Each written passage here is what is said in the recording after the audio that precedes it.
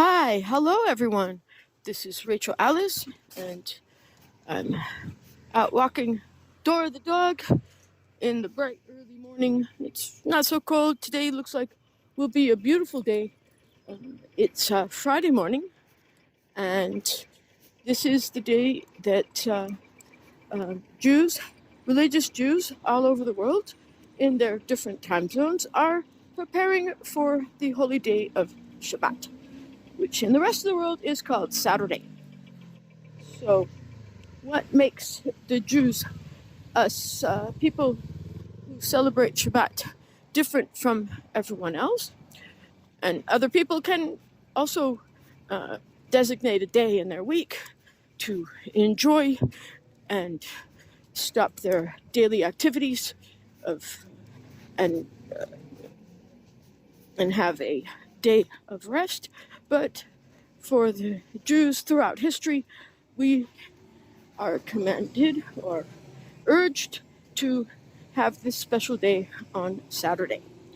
So, first of all, there are lots of preparations to be made because here in Israel, all the stores close early on Friday afternoon, 1 or 2 o'clock.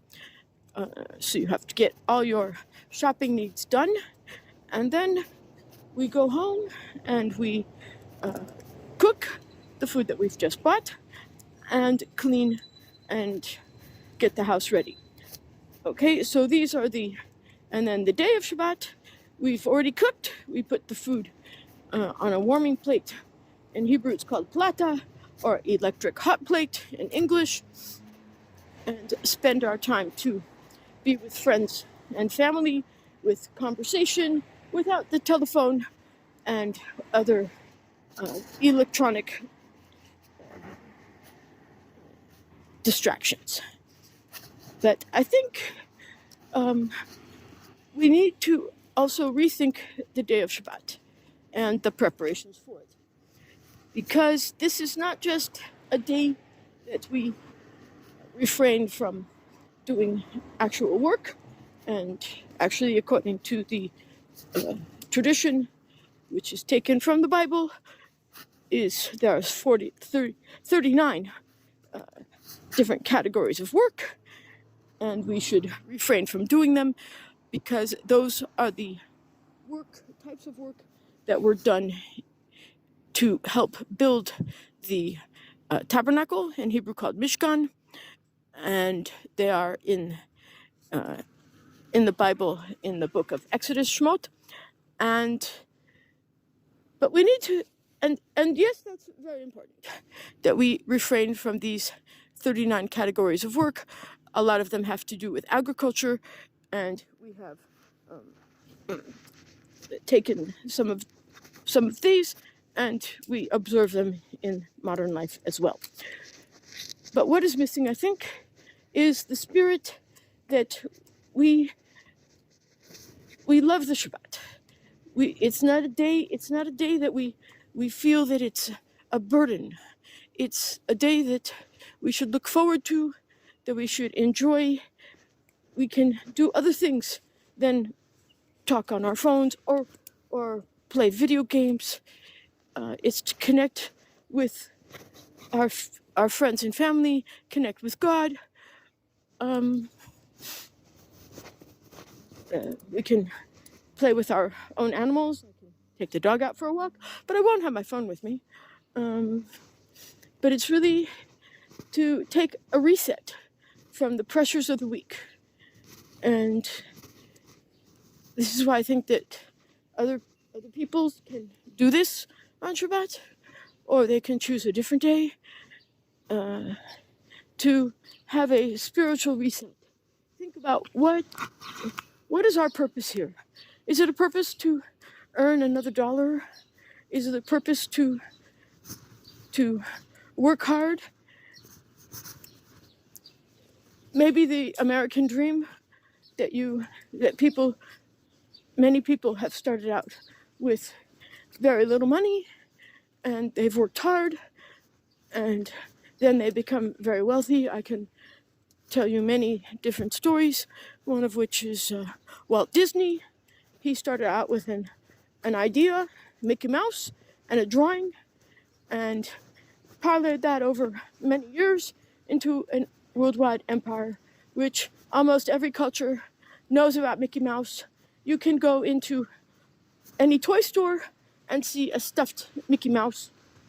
We used to have some. We had a Minnie Mouse, we had a Mickey Mouse. My kids are older now. I have a granddaughter. Maybe she will want a Mickey Mouse. But at this point, she's only a year old, so it's okay.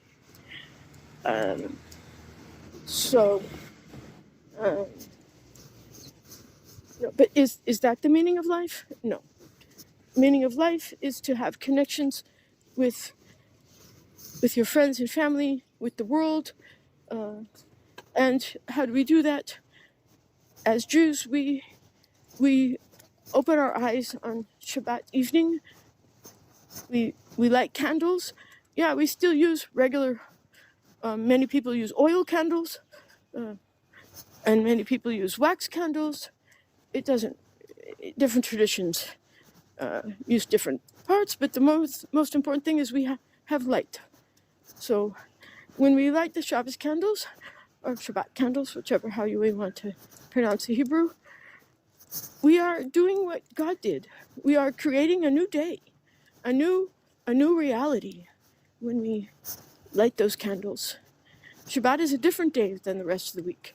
We should open our eyes and see it in a new light, because we have just created new light with the Shabbos candles.